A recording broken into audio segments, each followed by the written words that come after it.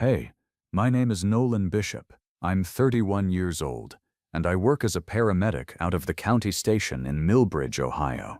Which means most of what I know about people I learned from meeting them on what's usually the worst day of their year. Blind dates were never really my thing, but my partner at work, Deja, set this one up anyway and swore up and down I'd regret it if I didn't show. So on a Friday night in late September, I found myself sitting alone at a corner table at the Copper Kettle, waiting on a woman I'd never met and half convinced she wasn't coming at all. Millbridge is small enough that I run into half my calls twice, once on the job and once again at the grocery store. And most nights that's more connection than I know what to do with. I hadn't been on an actual date in over a year, not since the schedule had quietly eaten most of what used to be my social life. And some part of me had gotten used to calling that fine. She came through the door 20 minutes late, and I almost didn't clock her as my date at all, because she wasn't alone. A woman trailed behind her, small and silver-haired, moving slowly and carefully, holding on to the younger woman's sleeve like it was the one solid thing in the room. I stood up out of habit more than anything, and the younger woman's eyes found mine across the diner with an expression somewhere between apology and pure exhaustion. "Nolan, I'm so sorry. I know this isn't—" She stopped, glanced back at the older woman, then dropped her voice low enough that I had to lean in to catch it. I didn't know who else could sit with her tonight. I almost canceled 4 times on the drive over. I can go, if this is too much. I'll understand completely. I looked past her at the older woman, who was studying the diner's ceiling fan with the calm, unhurried interest of someone at a museum. "Sit down," I said. "Both of you." The relief that crossed her face was almost hard to watch, like she'd braced herself for a very different sentence. She got her mother settled into the booth first, tucking a folded jacket behind her back for support, murmuring something too quiet for me to hear, and only then slid in across from me herself. "I'm Margot," she said, "and this is my mother, Beatrice." Beatrice's eyes came off the ceiling fan and landed on me with sudden, startling focus. "Harold," she said, warm and certain, like she'd been waiting on me. "You're late." I told them to hold the good table. Margot's whole body went still. "Mom, that's not—" "It's all right," I said, before she could finish the correction. Some instinct in me recognizing exactly what kind of moment this was, and exactly how much gentler it would land if I just met it instead of fighting it. "Sorry about that, ma'am. Traffic." Beatrice nodded, satisfied, like the universe had corrected itself. Margot stared at me across the table like I'd done something far more complicated than simply not argue with an 80-year-old woman. And for a second, neither of us said anything at all. "You didn't have to do that," Margot said quietly, once Beatrice had turned her attention to carefully refolding a napkin into smaller and smaller squares. "Most people don't know what to do with it. They either panic or they overcorrect and get all loud and slow like she's lost her hearing along with everything else." "I've had some practice," I said, not explaining further yet, not wanting to make the moment about me while she still looked 2 seconds from crying or apologizing again, maybe both. The waitress came by, and Margot ordered for herself and Beatrice with the practiced efficiency of someone who'd done this exact maneuver 100 times. Something soft for Beatrice, something she wouldn't need to cut. Coffee for herself, decaf. When I ordered a burger, Beatrice looked delighted, like I'd said something clever. "Harold always got the burger," she said. "Every single time. Never learned to order anything else in 40 years of marriage."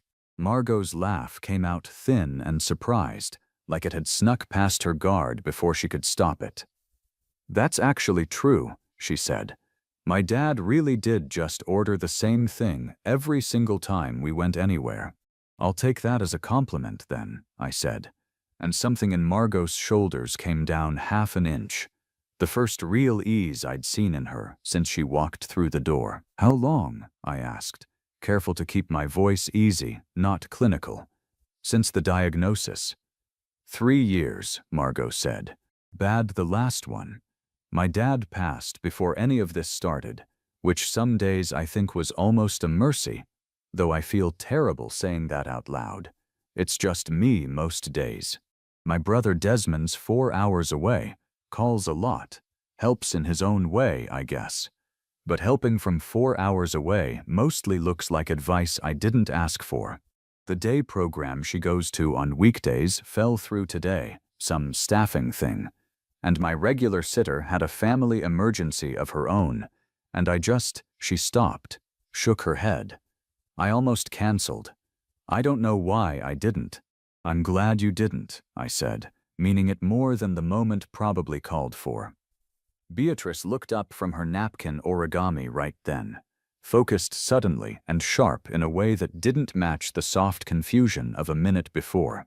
She's a good girl, she told me, like she was passing along information I needed to have.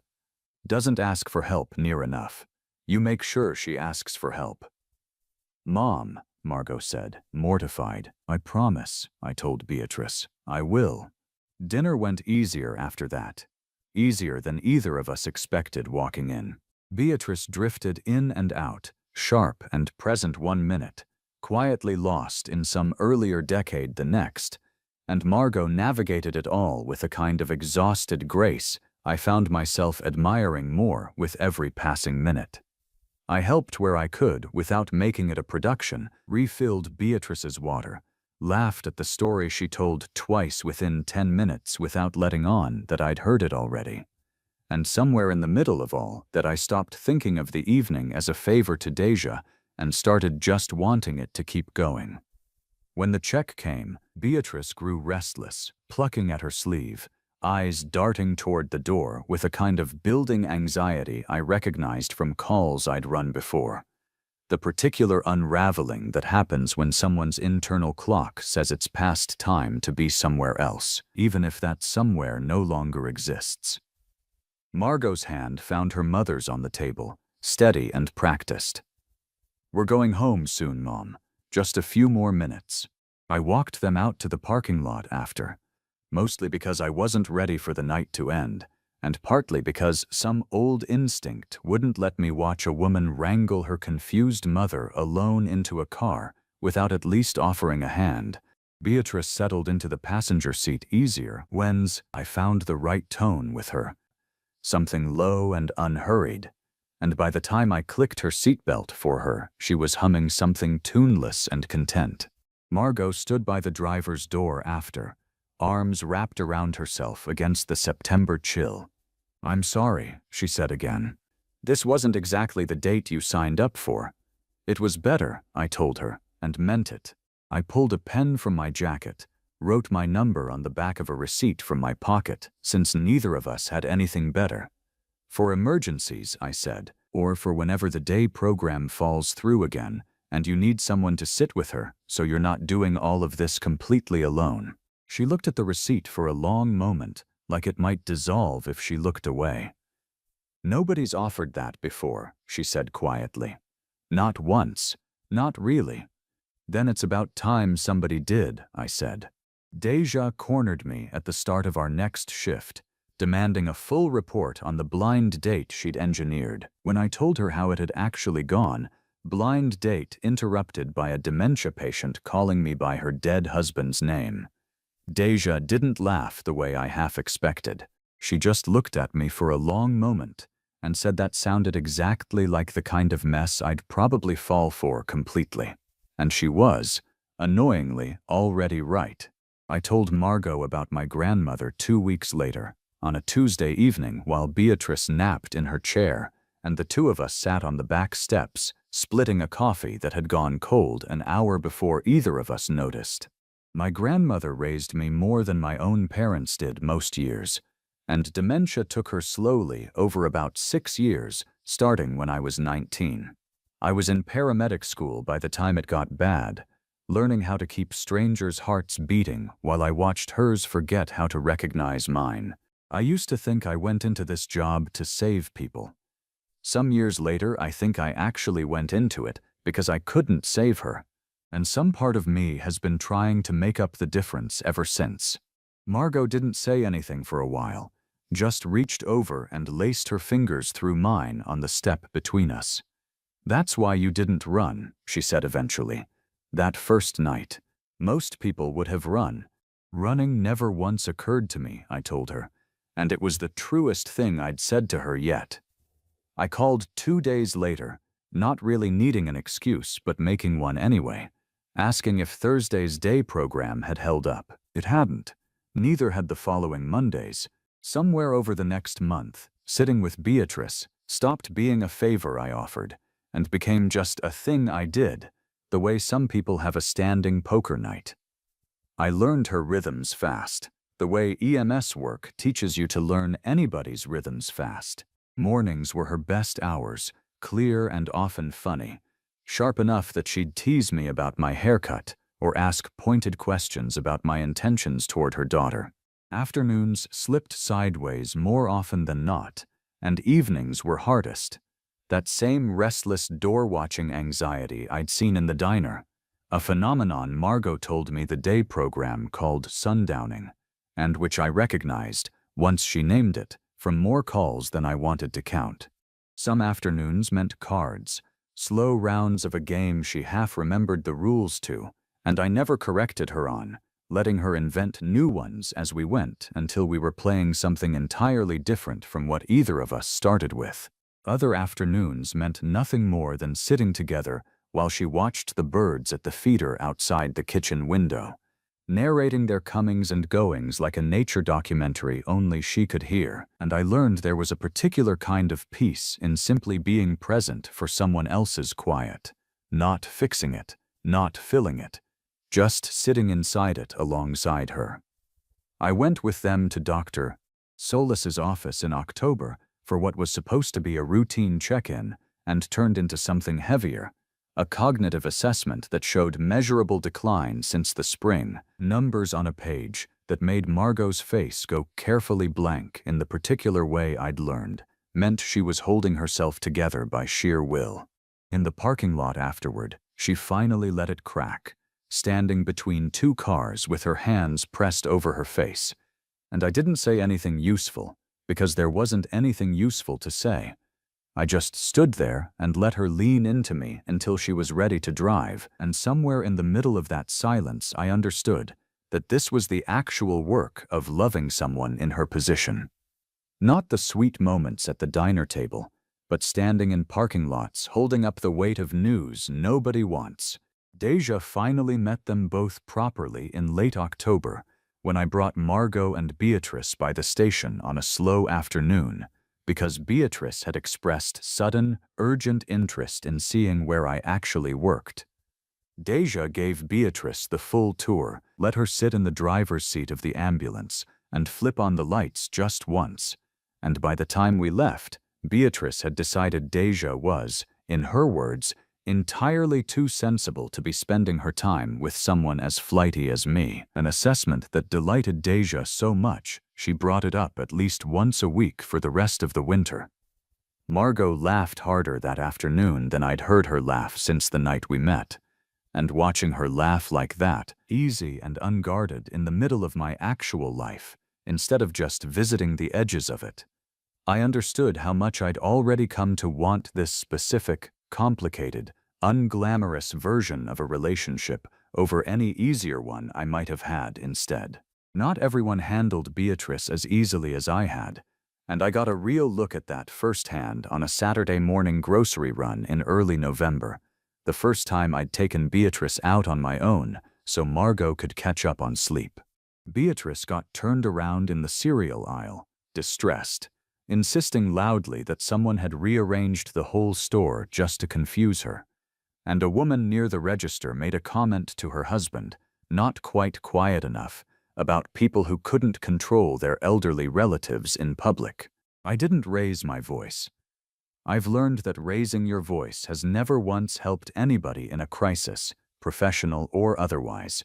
I just looked at the woman and said, evenly, that her own mother would likely appreciate the same patience someday, and that until then, I'd ask her to keep her opinions about strangers to herself. The woman's husband looked profoundly uncomfortable. She didn't say anything else. I got Beatrice settled by walking her slowly back through the aisle she remembered, describing each item like a tour guide until her breathing evened out, and by the time we reached the checkout, she was humming again, delighted with the bag of butterscotch candies I'd let her pick out herself. When I told Margot about it that evening, she went quiet for a second, then said that was maybe the first time anyone besides her had ever actually stood up for her mother in public, instead of just feeling sorry for both of them from a safe distance. On one of her clearest mornings that November, Beatrice fixed me with a look sharp enough to strip paint and asked, without any preamble, what my intentions were regarding her daughter. I told her, honestly, that my intentions were to stick around for as long as Margot would have me. Beatrice considered that for a long moment, then nodded once, satisfied. "Good answer," she said. "Harold took 4 years to work up the nerve to ask me properly." "Don't be like Harold."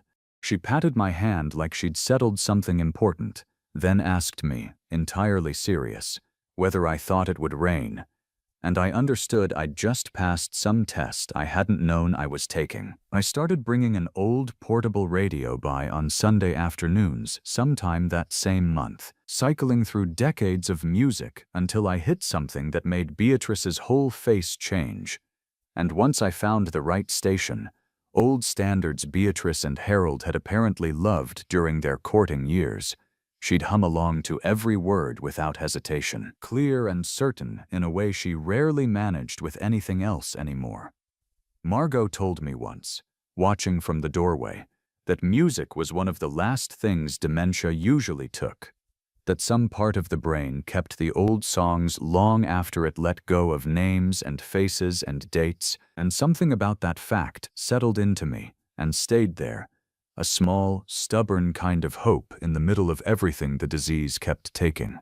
6 weeks in, Beatrice had a fall in the bathroom, apparently minor, with no obvious sign of a fracture, more scared than hurt, but scared enough that my training kicked in before my better judgment did. I checked her over, found nothing worse than a bruise blooming on her hip, and then, without thinking to ask first, I called a colleague at the hospital and started asking about home safety evaluations, grab bars, whether her doctor should be looped in that same night. Margot found me on the phone in the hallway and went very quiet in a way I hadn't seen from her before. Not the soft, exhausted quiet of most evenings, but something harder underneath it. "I can handle my own mother's medical care," she said, once I'd hung up. "I've been handling it for 3 years. I didn't ask you to start managing this. I was trying to help," I said, already hearing how thin that sounded even as I said it. "I know you were," she said, "and that's exactly the problem. Everybody's always trying to help by taking something else out of my hands. My brother does it from 4 hours away with brochures. You almost just did it from my own hallway. I need you in this with me, Nolan, not running it for me." I stood there and let that land instead of defending myself further, because the shape of what she was describing was uncomfortably familiar, the exact instinct that makes a good paramedic. Take charge, fix the scene, working against me in a kitchen that wasn't an emergency scene at all. "You're right," I told her. "I'm used to walking into chaos and organizing it before anybody asks me to. That's not fair to bring in here. Tell me what you actually need instead of what I think you need, and I'll follow that instead." She studied me a long moment, some of the hardness softening back into the tired warmth I was used to. "I need you to ask," she said. "Every time. Even the small things." "I will," I told her. "Every time." Desmond called Margot twice that week, each time with some new idea, a consultation with an elder law attorney, a tour he'd already scheduled at a memory care facility 2 towns from him without asking her first, each call leaving Margot a little more brittle than the one before. I listened to her side of one of those calls from the kitchen, watched her jaw tighten and her voice go carefully patient in the specific way people use when they're one wrong word from breaking, and understood, listening, that whatever came next with Desmond was going to matter a great deal more than either of us had let ourselves admit yet. Thanksgiving came shortly before Desmond's surprise visit. The first holiday I spent with them, instead of with my own scattered family 2 states over, and it turned into one of the strangest, warmest days of my year. Margot roasted a turkey too small for 3 people, and burned the rolls exactly the way I'd once burned things for reasons that had nothing to do with cooking skill. And Beatrice sat at the head of the table in what Margot told me was her regular Thanksgiving chair, the same one for 40 years, and narrated a story about a Thanksgiving from 1980-something with such vivid present-tense conviction that for a few minutes none of us were entirely sure whether we were living in the past or the present, and it didn't seem to matter much either way. Somewhere between the turkey and the pie, Beatrice reached over and put her hand over mine on the table, looked at me with a clarity that came and went like weather, and said, quiet enough that it felt like it was meant only for me, "Thank you for staying for the whole dinner. Most people leave before dessert." I didn't know if she meant me, or Harold, or some other man from some other decade entirely. And in that moment I decided it genuinely didn't matter. I told her I wasn't going anywhere before dessert. Not that day, and not any other, and she patted my hand like that settled something important and went back to her pie. Desmond came to town for the first time since I'd known Margot on the first Saturday in December, unannounced, letting himself into the house with his own key while Margot was at the grocery store and I was on shift. I heard about it secondhand, from Margot's voice shaking over the phone when she called me straight from the driveway, still sitting in her car because she said she needed a minute before she went inside and had it out with him. By the time my shift ended and I made it over, Desmond was at the kitchen table with a folder of paperwork spread out in front of him, like evidence in a trial. He was younger than I expected, maybe by 3 or 4 years, with the specific restlessness of someone more comfortable solving problems from a distance than sitting inside them. "You must be the paramedic," he said, not quite unkindly, when Margot introduced me. "Margot's mentioned you, said you were good with Mom." "I try to be," I said, taking the seat Margot nodded me toward. Desmond tapped the folder. "I've been looking into guardianship options, assisted memory care facilities, actually good ones, not the kind you're picturing. Mom's not safe here anymore, not really, and it's not fair that Margot's the only one carrying this. I want to file for co-guardianship, get some professional oversight in place, make sure decisions are actually being made with her best interest in mind instead of just Margot's exhaustion running the show." "Margot's exhaustion," Margot said, voice gone flat and dangerous, "is the only reason Mom's still in her own home, with her own things around her, instead of a room she won't recognize surrounded by strangers. Where were you for the fall a few weeks ago, Desmond?" For the night she thought I was an intruder, and I sat on the kitchen floor with her until 3 in the morning, until she remembered who I was. "You send brochures from 4 hours away and call it oversight."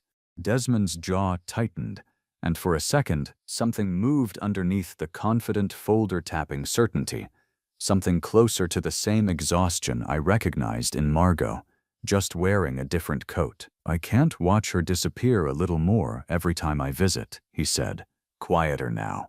"I don't know how you do it every single day. Maybe this is easier for me to manage from a spreadsheet than it is to sit in that chair and watch it happen in real time." The room went very still.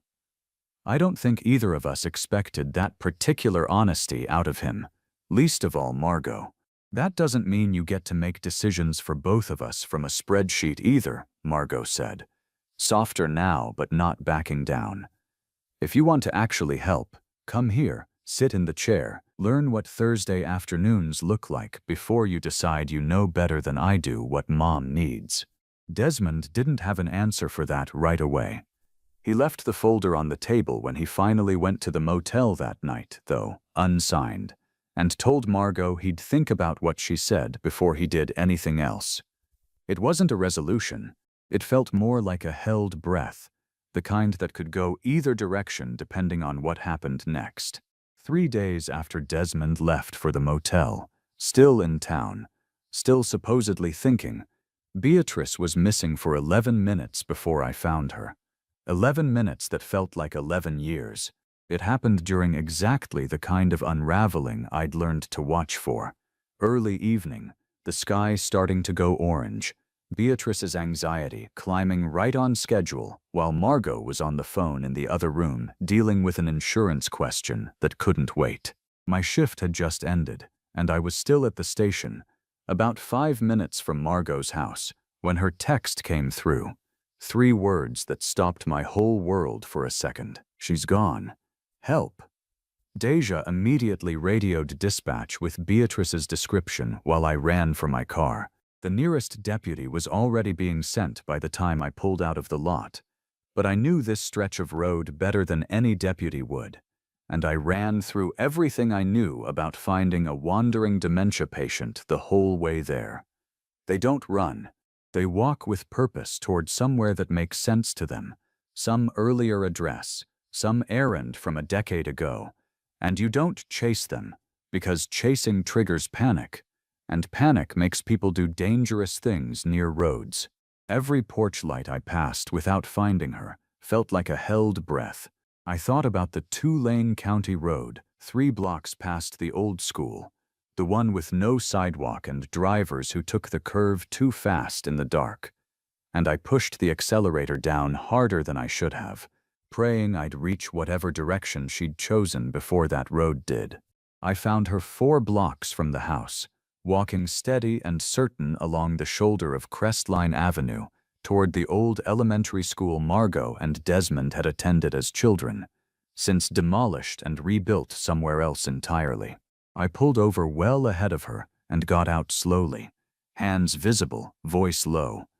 Beatrice, I called out. Not B, not sweetheart, the actual name, steady and familiar. It's the paramedic, you waiting on Harold. She stopped walking, looked at me with the particular startled focus of someone surfacing from deep water. He's late again, she said, worry cracking her voice. He said he'd walk me to get the kids. I know, I said, easing closer, matching her pace instead of rushing it. He asked me to come get you instead, said he's caught up at the shop. Come on, I'll walk you home and we'll wait on him together. She took my arm without further argument, some old trust kicking in that I didn't fully understand and wasn't about to question, and we walked the 4 blocks back slowly, her hand steady on my elbow, while I kept up a low stream of easy talk about nothing in particular, the kind of voice you use to keep someone calm on the worst call of their week.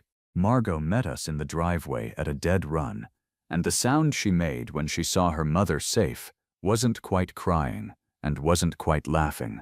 Some third thing built entirely out of relief. Desmond was right behind her, having come from the motel the second Margot called him to, and he stood in the driveway with his hands pressed over his mouth, watching his mother walk up the driveway on the arm of a stranger who wasn't a stranger anymore, safe, unharmed, humming something tuneless under her breath like nothing at all had happened.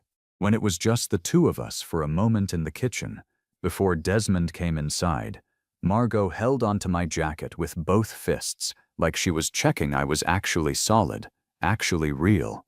I keep thinking about what would have happened if you hadn't known what to look for, she said, voice breaking for the first time all night. If you'd just been some guy from a dating app who ran the second things got complicated. I'm not going anywhere, I told her. Not tonight. Not on the hard nights. Not ever. You should know that about me by now. I'm starting to, she said, and kissed me like she meant to make up for every night she'd been too tired to believe it. Nobody slept much that night. Once Beatrice was settled and finally down, the 3 of us sat in the kitchen, the guardianship folder still on the table where Desmond had left it 3 days before, untouched. I could have lost her tonight, Desmond said, staring at the folder like it belonged to a stranger, because I'd spent the last 3 years 4 hours away, pretending a spreadsheet was the same as showing up, telling myself facilities and paperwork were love, when what brought her home tonight was somebody willing to walk 4 blocks beside her, talking to her like she still made sense. "You don't have to file anything," Margot said quietly. "I don't need co-guardianship, Des. I need my brother back. I need you here, actually here, even just some weekends, more than I need another signature on another form." Desmond nodded slowly and picked up the folder. Not to sign it, but to fold it shut and set it aside like something he was finally ready to put down. "I'll call Dr. Solis in the morning," he said. "Not for guardianship, just to ask what an actual safety plan looks like, the kind you build together instead of the kind you impose from a spreadsheet. And I'm going to start coming back more. Every other weekend at least, starting now, if that door's still open." "It's open," Margot said, and reached across the table for his hand the way she'd reached for Beatrice's 100 times over the months I'd known her. The same steady, practiced kindness, just aimed at somebody new. Dr. Solis came out the following week, walked the whole house with a checklist and a patience that put even my own professional calm to shame, and pronounced Beatrice stable, well cared for, and safe enough to remain at home for the time being, with the proper safeguards: a door alarm, a tracking bracelet, a slightly earlier dinner to soften the sundowning hours. Nothing in her assessment left room for anyone to argue Margot's care had ever been anything less than exactly what her mother needed. A few days after Dr. Solis's visit, Desmond found me alone on the porch, working up to something he clearly found difficult to say straight out. "I used to think the men in Margot's life were auditioning for something," he said finally, "proving they could handle it, handle her, handle Mom, until it got hard enough that they left anyway. I watched you walk my mother home when she wasn't even related to you yet, and I understood you weren't auditioning for anything. You'd already decided. I decided the night she walked in with her mother instead of leaving her home alone," I told him. "Everything since then's just been me making good on it." Desmond nodded slowly, looked out at the yard for a while, then said, quieter, that he was glad it was me, glad Margot had found someone who ran toward complicated things instead of away from them, because God knew their family had needed exactly that for longer than any of us wanted to admit. Desmond kept his word. Every other weekend became almost every weekend within a few months, and somewhere in there he stopped being the brother on the spreadsheet and became just Beatrice's son again, learning her rhythms the same slow way I once had, earning back her clearer mornings' teasing right alongside mine. I asked Margot to marry me the following spring, in the kitchen where most of our real conversations had always happened anyway. No restaurant, no big production, just the two of us and Beatrice dozing in her chair by the window. Beatrice woke partway through, caught the tail end of it, and though she couldn't have told you what day it was, she looked at the ring in my hand and said, clear as anything, about time somebody made an honest woman of my daughter, and then promptly asked if there'd be cake. There would be cake, I told her. There would absolutely be cake. We married in June, in Margot's backyard under a tent Desmond helped put up himself, hands blistered and proud of it, and Beatrice sat in the front row in a blue dress Margot had picked out weeks in advance for exactly this reason, on the chance her mother might not be having a clear enough day to choose one herself. She had a clear enough day.